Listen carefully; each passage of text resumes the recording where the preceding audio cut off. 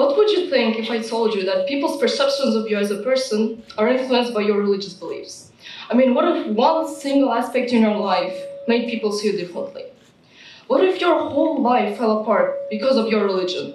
Can we really connect religion with catastrophic events? My dad had once told me about a situation his manager experienced about 20 years ago. A man who is very respected at his job moved to America with big dreams. Just as he settled in, 9/11 occurred. Due to the attacks being the second biggest change in his life, they had quite a significant effect on him, and this is how. After the attacks, the discrimination towards the Muslim community has risen up to an unacceptable point. Now what will he do? One day, when he was on a driveway, a police officer noticed him looking quite differently from the other people he usually saw. This difference led him to speed up his own car, which made the man speed up a bit in order for an accident to not take place.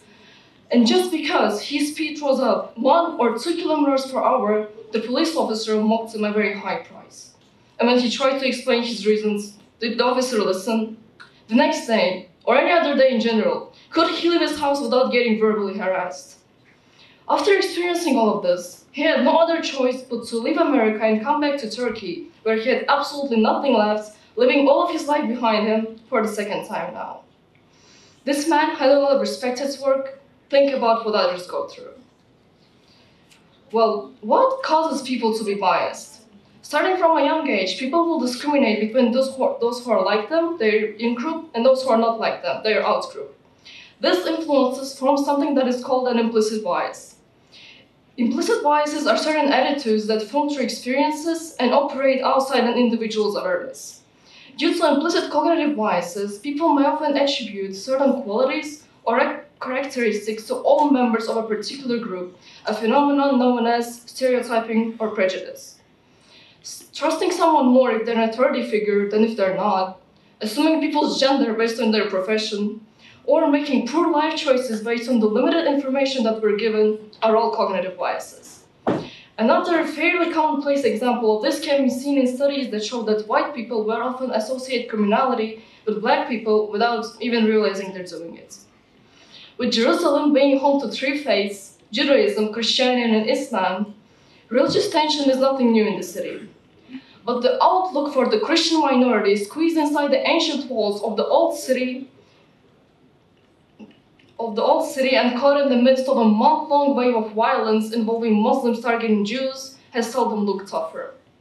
While the Muslim population rises steadily, now making up 75% of the 38,000 residents in the city's alleys, and the Jews increasingly make their presence felt via the annual march and the settlement beyond the Jewish quarter, the number of Christians has not risen up in 50 years, hovering around 7,000.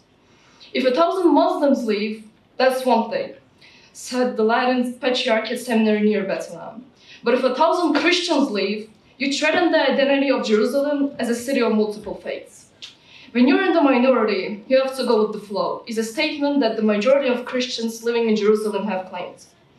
Over the past decade, restrictions, harassments, limits, favoritism, and many other negative categories of restrictions towards religious beliefs have risen. With favoritism having the highest change rate, the term religious bias was born. Religious bias can be subtle or overt and can manifest in various forms. Examples of bias towards a specific religion can vary from discrimination in hiring to hate speech, harassment, and many more. Part of the Sikh religion that requires Sikh men to have beards and wear turbans is often mistakenly associated with stereotypes of terrorists, a dangerous linkage that has been perpetuated for years in popular media. Just like Sikhs, other minority religious groups are facing discrimination worldwide every single day. Take Rohingya Muslims, for example, or Jehovah's Witnesses. Both of the minor religious groups are being discriminated against, are getting violated, harassed, and are getting banned from their own countries. What kind of person we are should not be determined based on our race, our age, our gender, or our religion. The fact that we're all simply ordinary individuals with distinctions is what makes this world unique. Talking about being different, this does not only apply for people outside our own community. In school, where we all go every day and spend most of our time, you can see a bunch of aspects in people that make us different from each other. Not everyone in the school has the same religious faith, and this does not only apply for students. Teachers and staff may have different religious beliefs as well. The main point here is that it does not change nor define you.